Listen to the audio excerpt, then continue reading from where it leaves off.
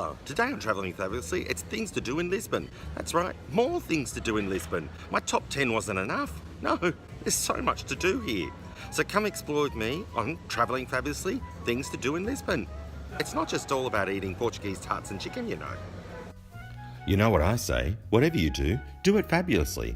So why don't you come and join me on this week's episode of Travelling Fabulously. On our first episode in our Lisbon series, we did my top 10 things to do in Lisbon. But there are so many things to do, I just had to do another video for you on other things you can do in Lisbon. Lisbon people are renowned around the world for their musical talent, poetry, painting and writing talent. So it's no surprise that the city also attracts many talented buskers. Sunshine, paved pedestrian streets, beachside plazas make the city the perfect place for you to check out a friendly and talented busker and of course drop them a couple of euro or maybe more.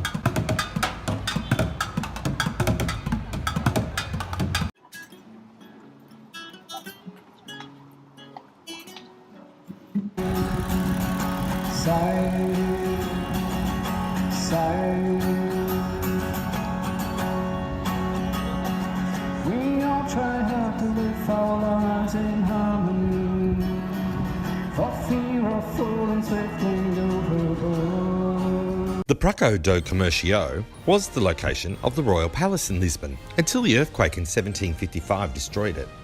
It was rebuilt as a centre of commerce, government and port activities, and it's a fabulous meeting place and also a great vantage point to see the ocean.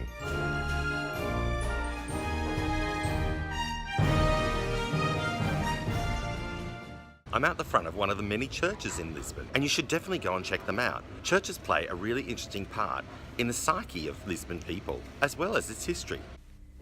You see, when the great earthquake and tsunami of 1755 hit Lisbon, a great proportion of the population were actually in church at the time, or at home praying. It was Feast of All Saints' Day, so many fires started in those churches and homes, and subsequently many parishioners died.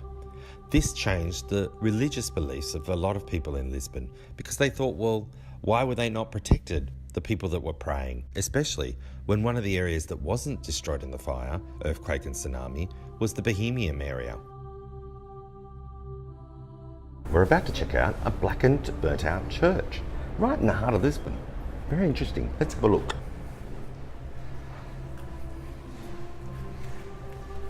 The church was damaged in the 1531 earthquake and then nearly completely destroyed in the 1755 earthquake. Rebuilding took over 50 years.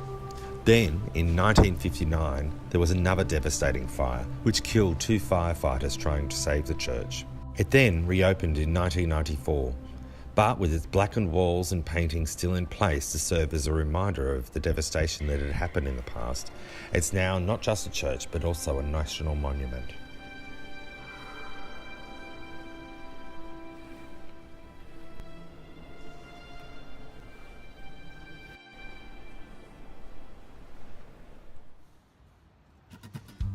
You should definitely, whilst in town, go for a ride around on either a tuk-tuk, a vernacular, or one of the many trams in the city.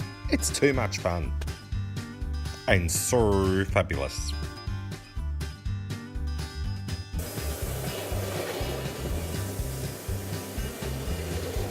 Make sure you check out the tiles. It's thought that the tiles on the walls of many buildings in Lisbon come from the Moorish influence. But what we do know is that some people think that they're for installation, others for decoration. The lady behind me just opened up a tile shop. Might pop in there. Maybe not. But on the decorative side of things, people used to put tiles on the front of their buildings to tell stories about their history, about Lisbon's history, about lots of things. It's sort of the YouTube or Facebook of its time.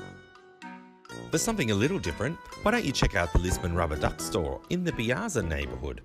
They have over 180 different styles of rubber duckies for you to fill up your bathtub. So I hope you've enjoyed this episode of Travelling Fabulously, Things to Do in Lisbon. If you liked it, press the like button. Subscribe by hitting the bell notification just down below. And share me around. I love to be shared around. And remember what I say, whatever you do it fabulously.